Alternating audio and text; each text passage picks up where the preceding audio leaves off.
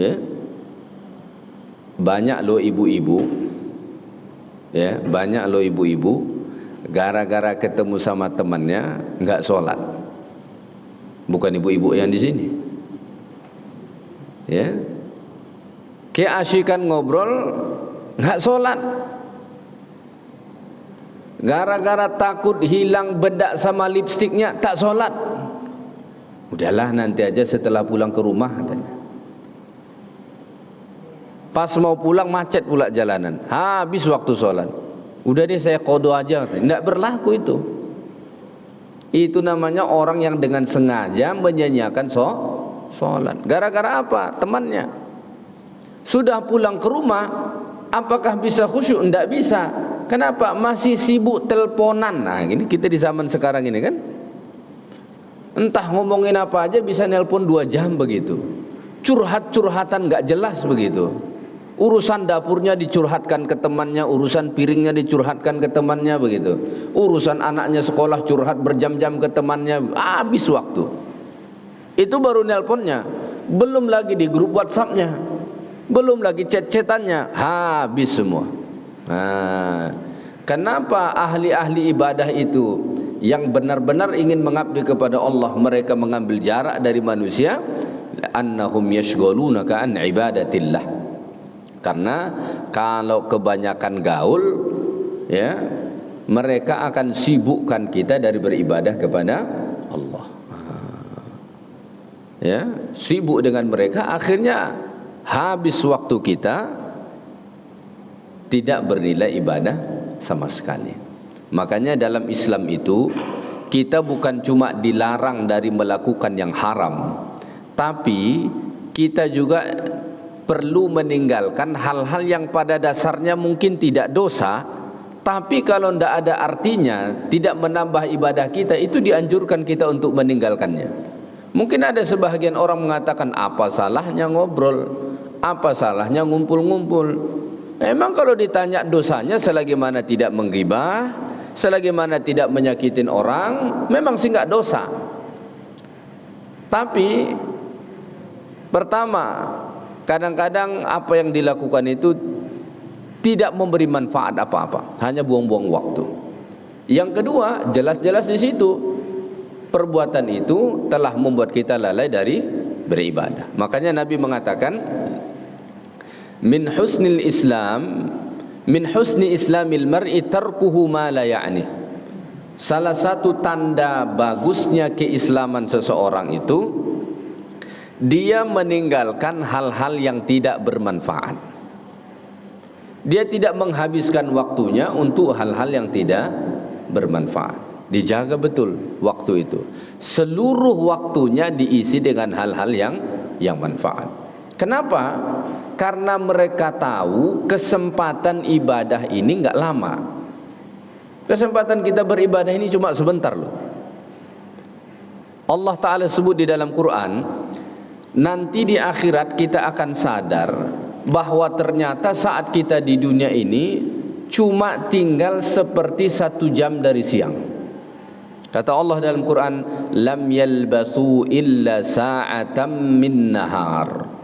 Di akhirat nanti kita ini akan sadar bahwa dulu di dunia ini kita tidak tinggal kecuali seperti 1 jam dari siang.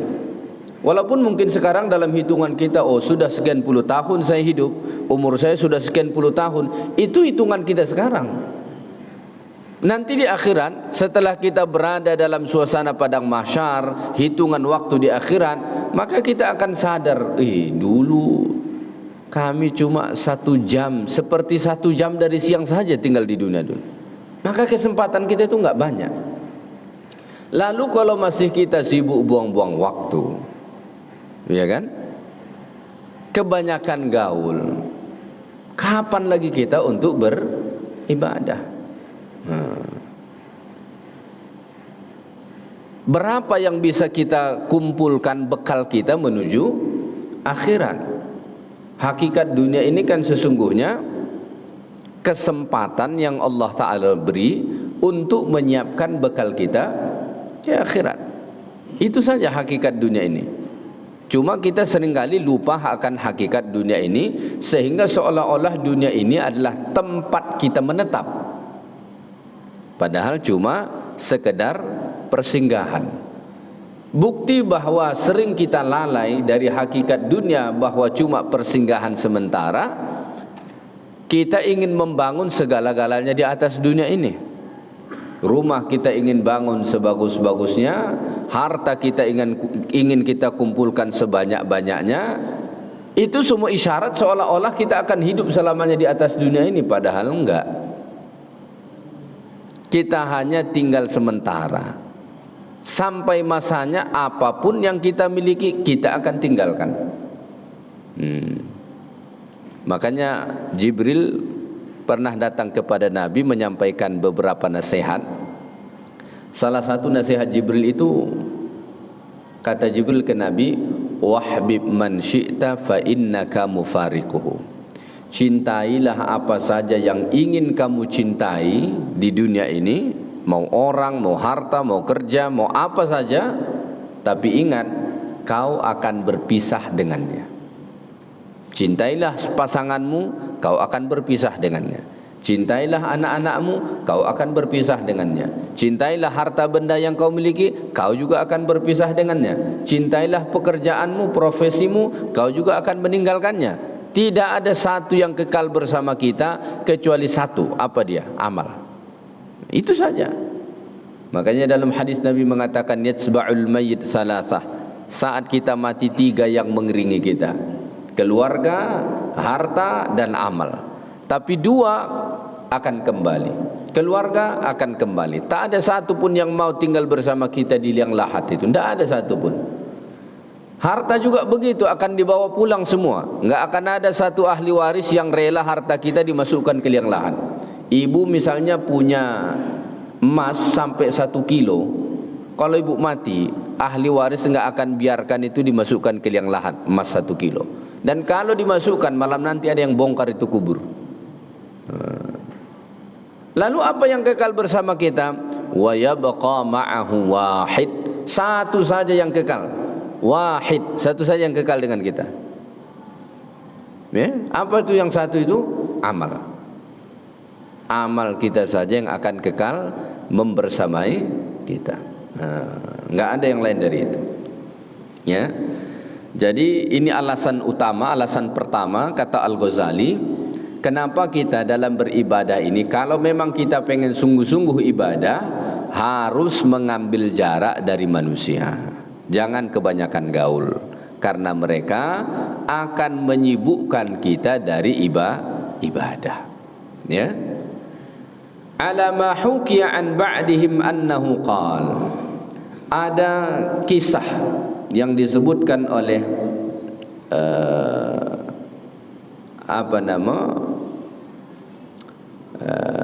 yang disebutkan oleh Al-Ghazali.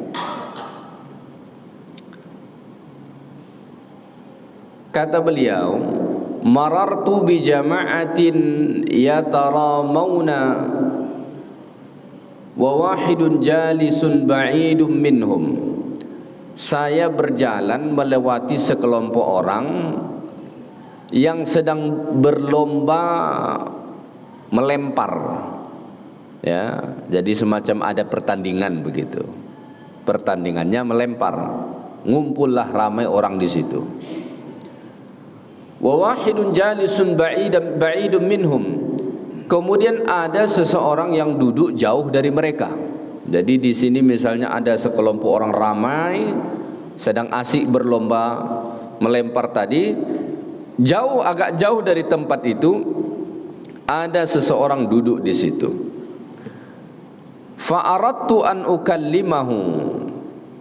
Kemudian dia berkata, saya hendak berbicara dengannya. Maksudnya dia ingin ngobrol sama seseorang yang duduk jauh tadi, ya. Saya mengajaknya berbicara katanya. Kemudian orang tersebut berkata, "Dzikrullahi ta'ala asha ilayya min kalamik." Dia berkata, berzikir kepada Allah Ta'ala lebih nikmat bagiku daripada ngobrol denganmu.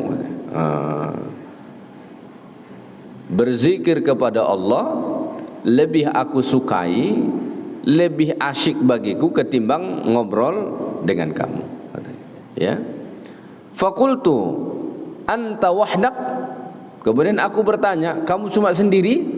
Diajak ngobrol nggak mau. Kenapa? Dia bilang berzikir kepada Allah lebih asyik bagiku ketimbang ngobrol sama kamu. Kemudian ditanya, anta wahdak, kamu cuma sendiri di sini? Laki-laki itu menjawab, qala ma'i rabbi wa malakan. Dia kata, aku bersama Tuhanku dan 2 malaikat. Aku tidak sendiri katanya. Aku sedang bersama Tuhanku dan 2 malaikat. Karena dimanapun kita berada, Allah membersamai kita. Dalam arti bukan Allah tinggal di situ, tapi Allah Ta'ala mengawasi kita. Ya. Dan ada 2 malaikat. Itulah malaikat yang mencatat amal baik dan amal buruk, yang menyertai kita kemanapun kita pergi. Faqultu man sabaqa min haula. Kemudian dia bertanya kepadanya, siapakah di antara mereka itu yang menang? Tadi kan ada orang berlomba agak jauh dari tempatnya. Lalu laki-laki dia bertanya, siapakah yang menang di antara mereka? Faqala, laki-laki itu menjawab, man ghafarallahu lahu.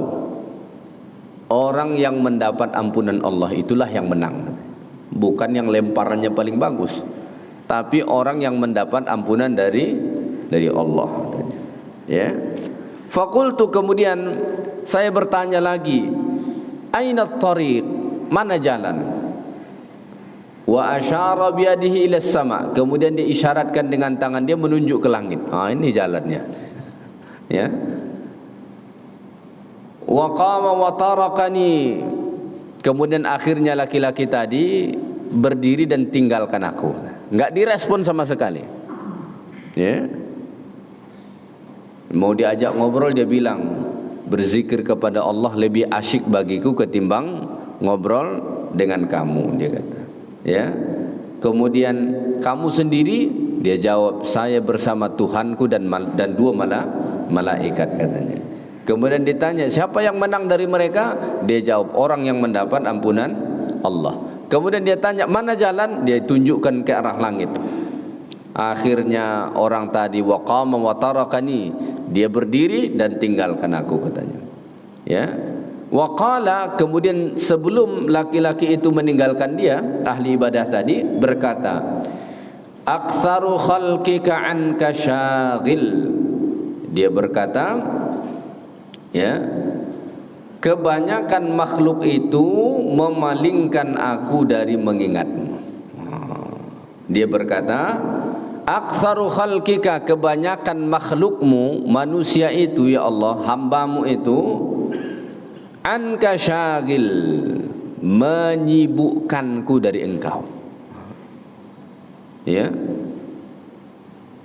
Fal khalqu idh yashghalunaka 'anil ibadah bal yamna'uka minhu.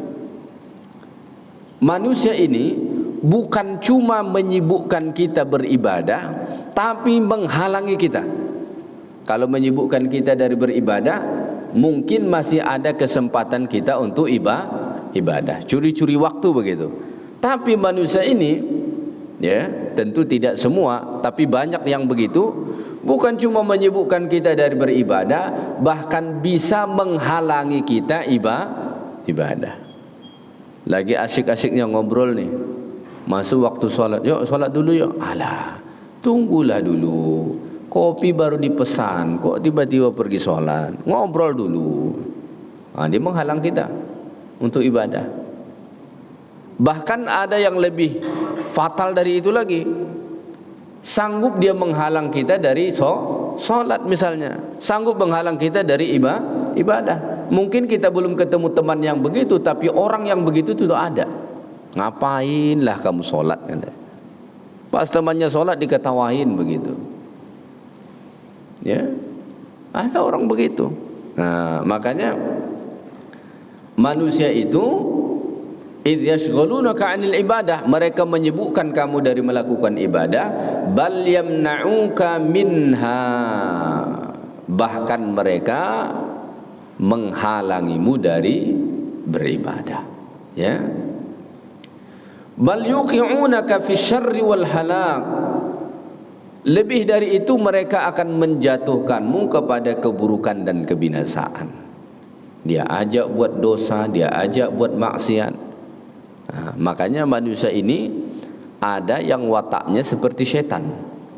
Makanya Allah Ta'ala sebut dalam Quran, setan itu syayatinal insi wal jin. Ada setan jin dan ada setan dari kalangan manusia, ya. Jadi kalau jin disebut bahasanya sudah pasti beda sama kita bangsanya, ya. Kita bangsa manusia, mereka bangsa jin, beda.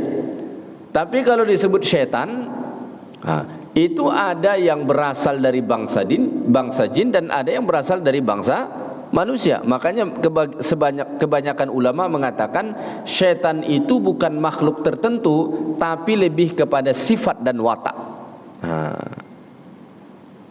Apa sifat dan wataknya? Selalu berusaha menyesatkan kita, menjauhkan kita dari Allah. Maka mau dia dari bangsa jin, mau dia dari bangsa manusia, kalau sifat dan wataknya selalu berusaha menjauhkan kita dari Allah, maka dia adalah syaitan. Maka kalau ada kawan kita selalu ngajak kepada keburukan, ngajak kepada dosa, melalaikan dari ibadah, baca a'udzubillah dekat dia, a'udzubillahi minasyaitonir rajim. Kemudian dia bertanya, kenapa kau baca a'udzubillah? Ada, saya nampak syaitan. Mana syaitan tu? Kaulah syaitan tu. Ya. Kawan yang setiap ketemu mengajak menggibah terus. Kalau tak menggibah tak puas hati dia. Sengaja dijadwalkan. Jadwal apa nih? Jadwal menggibah katanya. Ini biasanya orang perempuan nih paling suka. Sampai dijadwalkan menggibah. Ketemuan yuk ngapain? Mau menggibah katanya. Mau menggibah siapa? Kawannya. Sampai dijadwalkan. Kalau ada yang begitu-begitu tuh baca a'udzubillahi minasyaitonir rajim. Kadang yang paling parah tuh, di acara wiritan, di acara kajian masih lagi menggibah dia. La ilaha illallah. Ceramah ustaznya tentang gibah, lepas ustaz tu ceramah menggibahlah dia di belakang sama kawannya. Ya. Baca a'udzubillahi minasyaitonir rajim. Walaupun wujudnya manusia, sebetulnya dah berwatak syaitan. Ya. Makanya kata Allah dalam Quran, kami menjadikan bagi setiap para nabi itu musuh. Maka ada musuh setiap para nabi. Apa musuh mereka? Syayatinal insi wal jin. Syaitan-syaitan dari bangsa manusia dan jin. Itu musuh semua para nabi. Ya. Baik, jadi kalau benar-benar kita ingin fokus beribadah itu, memang kita harus ngambil jarak dari orang. Ya. Enggak boleh terlalu banyak gaul, terlalu banyak teman, terlalu banyak ngumpul. Makanya nanti akhirnya itu ada konsep uzlah. Ya, ada konsep uzlah. Konsep uzlah itu bagaimana? Ketika keadaan suatu masyarakat itu sudah benar-benar rusak dan dia merasa kalau masih menetap di tempat itu dia nggak akan bisa beribadah dengan baik, tidak bisa beribadah dengan maksimal, maka yang dipilih adalah uzlah. Uzlah itu dia mencari tempat yang sunyi sepi, disitulah dia tinggal. Untuk apa? Ibadah kepada Allah. Ya, dia nggak tinggal di keramaian. Tapi kalau kita tidak perlu rasanya pindah. Kenapa? Nggak perlu kita uzlah meninggalkan tempat ini. Kenapa? Tempat kita ini sudah bagus. Masjidnya megah berdiri begini. Fasilitasnya lengkap bagus. Ya kan? Beribadah di sini nyaman. Kajiannya ada. Salatnya 5 waktu. Imamnya mantap. Nggak ada yang kurang. Nggak perlu kita uzlah lagi. Udah di sini aja ibadah. Tinggal kurang-kurangin godaan yang mengganggu ibadah kita itu. Ya. Jadi apa yang dikatakan Al-Ghazali ini, kalau kita sadar-sadari memang sangat benar ini. Ya, sangat benar. Kalau kita terlalu banyak gaul itu, waduh, pasti banyak lalainya dari ibadah. Nggak bisa kita. Laki-laki tadi dalam kisah tadi, ketika orang datang ngajak ngobrol sama dia, tidak dikasih waktu. Jadi ini ada nasihat guru kami dulu. Jadi dia bilang, kalau kamu ingin berhasil belajar itu, pas datang temanmu, buka kitab dan jangan tutup,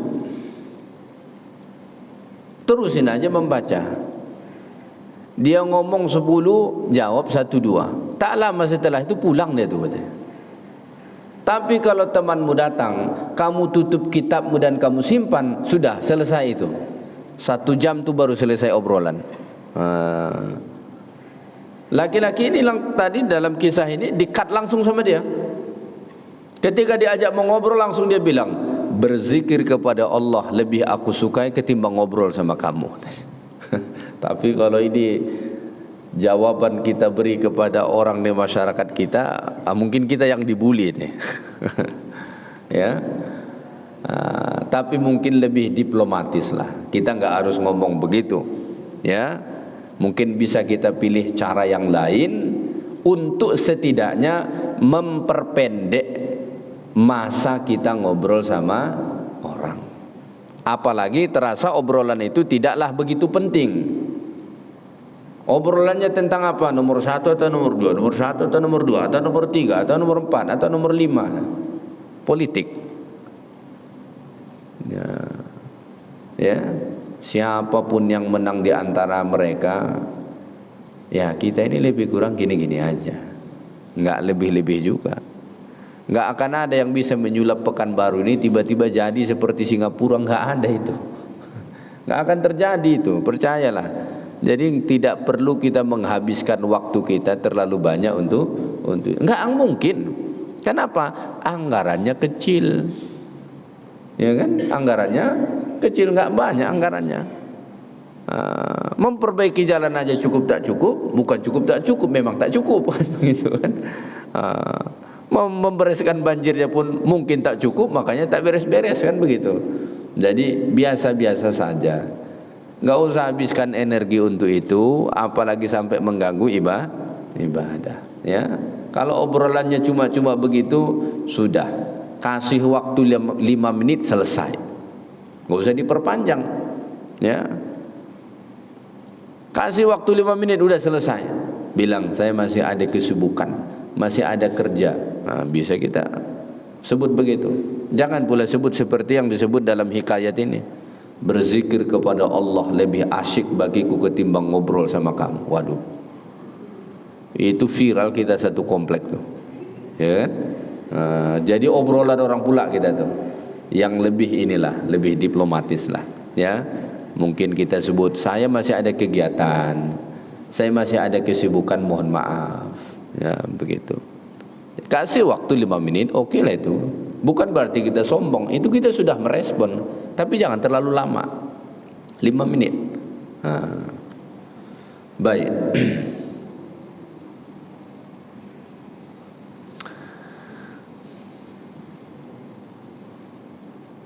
Kemudian qala Hatim al-Asam rahimahullah. Al-Hatim al-Asam rahimahullahu ta'ala berkata, ya, apa kata beliau? Talabtu min hadzal khalqi khamsata asya falam ajidha. Saya menuntut 5 hal dari manusia. Saya mencari 5 hal dari manusia, tapi saya tidak menemukannya, katanya. Ya. Yang pertama apa? Talabtu minhumut ta'ah waz-zuhadah falam yaf'alu. aku meminta dari mereka supaya taat dan zuhud terhadap dunia, tapi mereka enggak mau. Ya. Saya mencari, menuntut 5 hal dari manusia, tapi saya enggak temukan. Pertama, talabtu minhumut ta'ah waz zuhadah falam yaf'alu. Saya meminta atau menuntut dari mereka supaya taat dan zuhud terhadap dunia, tapi mereka tidak mau. Ya. Diajak taat enggak mau, untuk zuhud juga enggak mau. Faqultu, kemudian aku berkata, a'inuni alaihima, ya, bantulah aku atas keduanya, bantulah saya untuk taat dan juga untuk zuhud. Illam taf'alu falam yaf'alu, ya, tapi mereka tetap tidak mau melakukan. Jadi ini kata Al-Asam, Hatim Al-Asam rahimahullah ta'ala. Ini yang pertama. Ini yang pertama, dia tuntut dari manusia tapi dia enggak menemukan. Ya. Meminta mereka untuk taat dan zuhud tapi mereka enggak mau. Memang ini sangat sulit. Ya. Kebanyakan manusia ini enggak mau. Coba kita buat perbandingan. Undangan yang mengajak kepada ketaatan dan tidak, itu rasanya yang ketidakketaatan itu lebih ramai datang. Ya. Undangan kajian dengan undangan konser, mana lebih ramai orang datang? Ke konser. Tiba-tiba udah macet aja jalan. Kenapa lah jalan ini macet begitu? Kok jalan ini macet gitu? Kita nggak tahu. Rupanya ada konser, kata mereka. Dalam hati saya, dari manalah orang ini semua tahu bahwasanya ada konser? Dari mana mereka tahu jadwalnya tuh ya? Kok jadwal kajian mereka nggak tahu, padahal sudah disebar kemana-mana begitu. Ya, ramai orang begitu datang. Maka mengajak kepada ketaatan itu susah. Makanya Nabi itu mengatakan, kalau kamu bisa tarik satu orang saja mengikuti agama Allah ini, satu saja berhasil kita tarik, kita ajak, itu sudah lebih baik daripada unta merah, kata Nabi. Ya. Unta merah itu zaman dulu kendaraan yang paling modern, kira-kira begitulah, paling berharga begitu. Mungkin kalau di zaman-zaman kita sekarang ini semacam Alphardnya lah begitu. Dulu unta merah. Begitu besar pahalanya. Kenapa? Karena tidak mudah menarik manusia ke jalan Allah. Mengajak taat bersama-sama, mengajak zuhud bersama-sama, enggak mau. Kenapa? Bertentangan dengan nafsu. Maka dia mengatakan, saya mencari 5 hal dari manusia tapi saya enggak temukan. Makanya nanti kemudian dia memutuskan tidak mau lagi mengejar-ngejar manusia, karena tidak bisa kerjasama untuk ibadah. Kebanyakan manusia tentunya, ya. Yang kedua apa? Faqultu urdu anni in fa'altu falam yaf'alu. Ya. Kemudian kata beliau lagi, yang kedua, ya, dia berkata, ridholah kalian terhadapku, ya, ridholah kalian terhadapku, atau relalah kalian terhadap aku. Tapi mereka tetap tidak mau, ya. Bahkan nggak usah mereka ikut, kita saja mereka tidak akan ridho. Manusia ini nggak akan suka, ya. Faqultu la tamna'uni anhuma. Kemudian saya berkata, jangan kalian halangi aku dari keduanya. Maksudnya dari taat dan zuhud tadi. Famana'uni, tapi mereka melarangku, menghalangiku. Maka manusia ini bukan cuma enggak mau diajak, kebanyakan manusia bahkan bisa menghalangi kita daripada ketaatan. Faqultu, kemudian aku berkata, la tada'uni ila ma la yurdillah al-azim Kemudian saya berkata, jangan kamu ajak aku kepada sesuatu yang tidak diridhai Allah Ta'ala. Ya. Tetapi kemudian mereka tidak mau melakukannya. Tetap mereka mengajakku untuk melakukan hal-hal yang tidak diridhai oleh Allah Subhanahu wa Ta'ala. Maka ini yang dia cari, ini yang dia minta, tapi tidak bisa dilakukan oleh manusia. Maka oleh karena itu ya, oleh karena itu kita harus mengambil jarak daripada manusia kalau memang kita benar-benar ingin bisa fokus beribadah kepada Allah Subhanahu wa Ta'ala. Kebanyakan manusia, bukan semua ya, kebanyakan manusia itu tidak bisa kita ajak untuk taat kepada Allah. Bukan cuma nggak bisa kita ajak taat, malah mereka menghalangi kita dari melakukan ketaatan, mengganggu kita dan menghilangkan fokus kita dalam melakukan amal-amal ibadah. Ya, baik. Kemudian Al-Ghazali rahimahullahu ta'ala alaih mengatakan, summa alam ayyuhal akhi fid din, ketahuilah wahai saudaraku seagama, kata Al-Ghazali, bahwa Nabi kita Muhammad sallallahu alaihi wasallam telah menggambarkan tentang zaman uzlah. Ya, Nabi sallallahu alaihi wasallam, ya, zaman Nabi jauh jaraknya dengan kita, wasafa zaman al-uzlah, ya, sudah menggambarkan tentang masa uzlah. Uzlah itu tadi di mana seseorang pergi mengasingkan diri. Kalau zaman dulu ya, seperti zamannya Al-Ghazali dan zaman-zaman sebelumnya, itu ahli-ahli ibadah itu banyak yang masuk ke dalam hutan, ke perbukitan begitu. Untuk apa? Untuk ibadah. Karena mereka merasa tidak kondusif tinggal di tengah-tengah masyarakat untuk beribadah. Dia merasa sudah tidak fokus. Mungkin itu yang diamalkan seperti orang-orang yang ikut tarikah itu ya. Misalnya orang yang pergi bersuluk, dia kan sengaja pergi walaupun dia tidak masuk ke hutan begitu, tapi di tempat itu dia tidak banyak sibuk di dunia luar begitu. Kenapa? Ya karena memang kita nggak bisa pungkiri, kalau kita terlalu banyak terlibat di dunia luar, apalagi sekarang seperti zamannya handphone, internet, itu cukup mengganggu ibadah kita. Cukup mengganggu ibadah kita. Ya kita mungkin masih ibadah, masih sholat, ya masih sholat, tapi kita nggak bisa memungkiri bahwasanya apa yang kita lihat, apa yang kita dengar, apa yang berinteraksi dengan kita, itu mengganggu dari sholat kita. Misalnya ada orang baru nonton di handphone, kemudian dia sholat, itu masih kebawa-bawa ke dalam sholat apa yang dia tonton.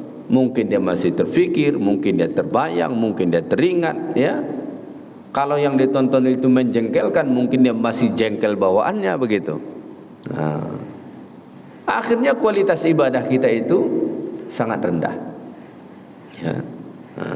Ya. Jadi zaman Nabi sallallahu alaihi wasallam saja itu Nabi sallallahu alaihi wasallam sudah menggambarkan zaman itu adalah zaman uzlah, ya, zaman uzlah. Wal wasfu alladhi dzakarna huwa fil khabaril masyhur an Abdullah bin Umar bin As.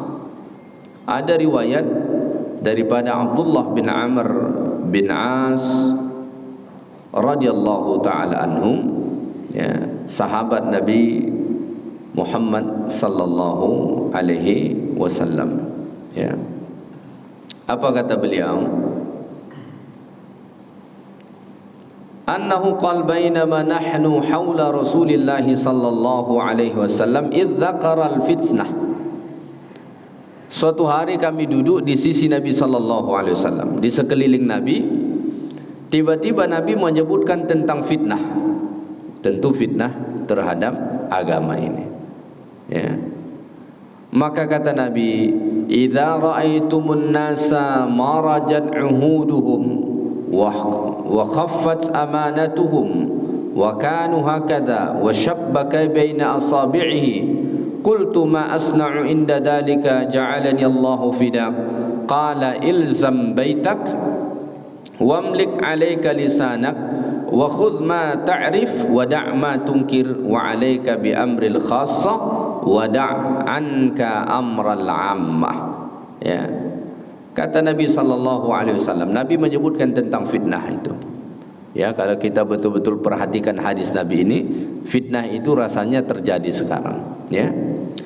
Apabila kalian telah melihat manusia, apabila kalian melihat manusia telah merusak janjinya, ya, marajat uhuduhum, kalau kalian melihat manusia-manusia ini sudah merusak janjinya. Merusak janjinya itu bagaimana? Ingkar janji, sudah tidak menepati janjinya. Kalau kalian sudah melihat manusia seperti itu pada umumnya, ingkar janji, merusak janjinya, kemudian wa khaffat amanatuhum, memandang ringan amanah yang dibebankan kepada mereka, sudah enggak peduli soal amanah itu lagi. Padahal amanah yang dipercayakan ke dia banyak, saling bertikai satu sama lain, satu dengan yang lain saling bertikai, bermusuhan, ya, berdebat, berbeda, ya, sindir menyindir, ya. Maka kalau ini semua terjadi, sahabat kemudian bertanya, apa yang hendak saya lakukan pada ketika itu? Ya. Apa yang harus saya perbuat kalau keadaan itu sudah terjadi, wahai Rasulullah? Kata Nabi. Kata Amr bin As, kalau keadaan manusia itu pada umumnya sudah mengingkari janjinya, sudah memandang remeh terhadap amanah yang diberi kepada mereka sehingga berkhianat, ya, lalu kemudian sudah banyak pertikaian satu dengan yang lain, apa yang harus saya perbuat? Kata Nabi, ilzam baitak, menetaplah di rumahmu saja, gak usah banyak gaul kesana kemari lagi. Ilzam baitak, tetaplah di rumahmu. Kenapa? Karena kalau kita keluar, model masyarakatnya sudah begitu kacau, kita akan terjebak di situ, ya. Zaman sekarang nih begitu. Kalau kita memperhatikan apa yang disebut Nabi SAW ini benar-benar terjadi, ya. Zaman sekarang ini kalau kita melihat, ya, tentang ingkar janji, oh benar-benar terjadi. Amanah yang sudah tidak diperdulikan benar-benar terjadi. Pertikaian di mana-mana benar-benar terjadi. Apa pilihan kita? Tetap di rumah. Makanya sekarang ini kita mau ngomong salah, salah ngomong salah, dianggap oh dia belah sana, yang ini belah sini. Makanya dalam hadis yang lain Nabi mengatakan, sayati zamanun khadda', akan datang suatu masa yang penuh dengan tipu daya, ya, yang penuh dengan tipu daya. Ini ada satu fitnah yang saya lihat ini, yang kalau bisa kita jangan terjebak. Ini namanya tahun politik, ya kan? Di zaman-zaman tahun politik itu seringkali kadang-kadang yang ulama dianggap seolah tidak ulama, yang tidak ulama di branding seolah-olah ulama, yang benar-benar santri dianggap seolah-olah bukan santri, yang nyantrinya 3 tahun seolah-olah dianggap paling nyantri, paling santri. Ini brandingnya tuh, ya, sehingga banyak muncul fitnah. Waliyadzubillah. Saya tidak berpihak ke calon mana, nomor berapa, sama sekali tidak. Tapi akhir-akhir ini saya lihat begitu banyak fitnah keji terhadap salah satu calon wakil kepala daerah kita, Buya Dr. Mawardi Saleh, hafizahullah. Saya bukan memilih nomornya atau apa, enggak. Cuma beliau itu ulama yang sebenar-benar ulama. mondok di Darun Nahdhah, ya kan? Di Madinah S1 sampai S3 komlot, ya. Orang nomor 5 mencapai gelar doktor dari Universitas Islam Madinah. Tapi namanya politik, ya kan? Orang begitu seolah-olah dianggap tidak terlalu ulama begitu. Karena si ono mendukung dukungan dia. Itu yang di branding seolah-olah paling ulama, paling santri begitu. La haula wala quwata illa billah, ya. Jadi jangan sampai begitu, dan kita jangan sampai ikut-ikutan, ya. Orang mau memilih si A, memilih si B, silahkan. Kita negara demokrasi, bebas. Suami istri beda pilihan juga nggak apa-apa, bebas saja, nggak jadi masalah. Cuma jangan sampai ke tahap situ, sampai kemudian menfitnah ulama, ya. Susah kita mau mendapatkan orang alim seperti beliau, ya. Susah. Tak mau memilih beliau pun sebetulnya tak jadi isu, tak jadi masalah. Cuma ketika memfitnah seolah-olah yang ulama yang sana, yang ini bukan ulama, ini seolah ulama sana bukan. Ini bahaya ini, ya. Ini bahaya, hal-hal seperti itu bahaya. Maka bagaimana sikap kita yang paling baik ketika fitnah seperti ini terjadi, merebak fitnah seperti ini? Kata Nabi, ilzam baitak, tetaplah di rumahmu. Kenapa? Karena zaman dulu orang kalau sudah di rumahnya selamat, ya kan? Kita sekarang tidak. Walaupun di rumah kita tetap bisa kita pantau. Walaupun kita di rumah tetap bisa kita pantau. Kenapa? Interaksi manusia di media sosial sekarang ini lebih banyak ketimbang di dunia nyata, ya kan? Lalu apa yang harus kita lakukan? Ya, kalau kita analogikan dengan hadis Nabi ini, kurang-kurangin juga melihat medsos, kurang-kurangin juga nengok media sosial. Karena terus kalau kita pantau begini, terpancing juga kita tuh. Lama-lama terpancing juga kita tuh. Sekali kita ngomong nanti langsung salah, ya, langsung salah, ya. Walaupun kita merasa kita benar, kita tuh langsung salah. Menurut si A kita salah. Kenapa? Dia merasa kita sudah pergi ke si B. Nanti kita ngomong lagi menurut si B kita salah. Kenapa? Dia merasa kita sudah pergi ke si A. Kita ini jadi di kotak-kotak. Pokoknya kalau nggak masuk ke kotak dia salah kita. Makanya sikap terbaik itu apa? Diam. Nah, udahlah diam aja. Diam saja, tentukan pilihan sendiri. Kalau konteksnya politik misalnya, nggak usah terlalu banyak kita ribut-ribut, bahkan sampai kadang-kadang putus silaturahim. La haula wala quwata illa billah, ya. Padahal nanti menang pun yang dipilih itu tak kenal pun dia dengan kita. Kita kenalnya sama kawan kita tuh, tetangga kita tuh. Tapi gara-gara mereka yang mereka sendiri tak kenal dengan kita, mau berantem kita, itu kacau tuh begitu.